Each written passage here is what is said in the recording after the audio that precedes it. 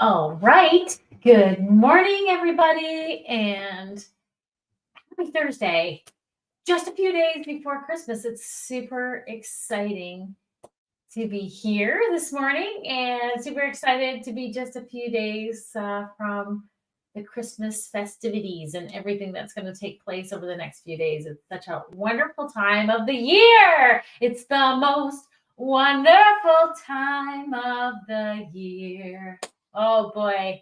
For some, for others, it's not so much. And for all of those out there, my friends and family who this past year has been challenging for many people. And so I just want to say that I am thinking of you and praying for you, for those that have lost loved ones, lost jobs, just really struggled this past year. Just want to say that, we're here for you, cheering you on, comforting you, and may peace and comfort really truly be yours in this beautiful time of the season. I think that's really a beautiful time of the season when it's so great to be around family and to celebrate and to give gifts. But for others, that Christmas isn't the joyous celebration for everyone. Good morning. Good morning. And so for those that have a hard time around Christmas, it's still a beautiful time of the season.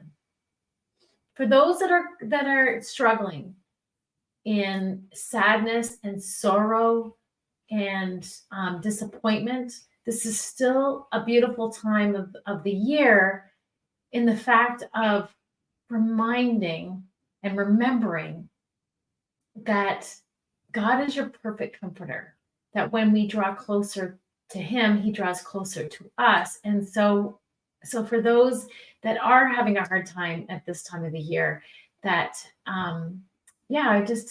I hope and I pray that there's people around you that are sensitive and that are compassionate, that will bring comfort around you and be willing to receive be willing to receive the love that they know to give. Nobody knows truly what to say, the right thing to say in these hard times. And so when people are hurting, they have a hard time receiving the love that people are able to give. And that's a really tricky one. But we need to learn going into this new season. We want to learn about being good receivers. We've learned about the fact that it's better to receive than give. It's better to receive than give. And oh yeah, it's so good. But how are you at receiving? Because that's really the important thing, is that it says that we are fully resourced. We have everything that we need to accomplish and to fulfill everything that has been destined in advance for our life. It's already within you. Regardless of your belief or where you're at, you have a creativeness. You have like an awesomeness within you that is ready to be released. It's ready to be developed. It's ready to be grown. But you have to be able to receive it and to recognize it and say yes to it.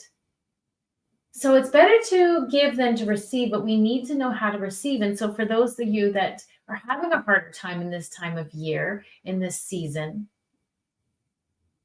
ask yourself, am I willing to receive? Am I willing to receive the love that people are wanting to show? Maybe they're not saying the right thing or the exact thing that you need to hear. They don't know what they need to hear, but they put a willingness in your heart to be able to receive it.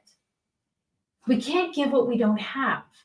And so one of the biggest lessons that I've had to learn over the years of personal development is that I am worthy, that I'm worthy to receive. And when I understand the importance, when you understand, and I suggest you to ask yourself that question, how am I at receiving? How am I at receiving compliments? How am I good at receiving gifts? How am I at receiving people opening the doors for me? How am I at receiving a hug? How am I at receiving an act of kindness? Is it, often we've been raised to say, oh, you shouldn't have. No, don't do that. No, I don't want you to pay for that. Right? Oh, no, you can't pay for that for me. I want to pay that for you. And, somebody gives you a compliment of how amazing you are at singing, or the performance that you've given, or the good job that you've done. And you're like, oh, it was nothing. Oh, it was God. I hear that all the time. It wasn't me, it was God. Well, it wasn't that good, right? We have to learn how to be good at receiving a compliment, at receiving an affirmation, at receiving love, in order for us to be able to give love. So it is better to give than to receive, because we already have everything that we possibly need in order to produce, in order to give. But we have to recognize what has already been given, because everything has already been given to us. And so this Christmas season, wherever you're at, this is not the topic that I was going to speak on, but I really felt led to give this comfort of joy, that you've had an amazing year, you've been successful, you've produced, you've been financially blessed, you've had incredible growth and opportunities and everything good this year. Amazing. Celebrate it. Please celebrate it and give generously. Give generously and abundantly more, knowing that you stand under the snow where all good things pour out. Do not restrict in the giving. Give abundantly and then generously, knowing this, that you have received everything and more to be able to do that. And everything and more continuing to be added. It continues to be added. As you're giving, you're continually receiving. We got to let go and give in order to receive more. But we have to understand that we've already been given so much. So freely I've been given, freely I receive, freely I give. And understanding the spirit of opulence, the way that God, everything good comes from God, comes from the source, and he generously pours everything out to you.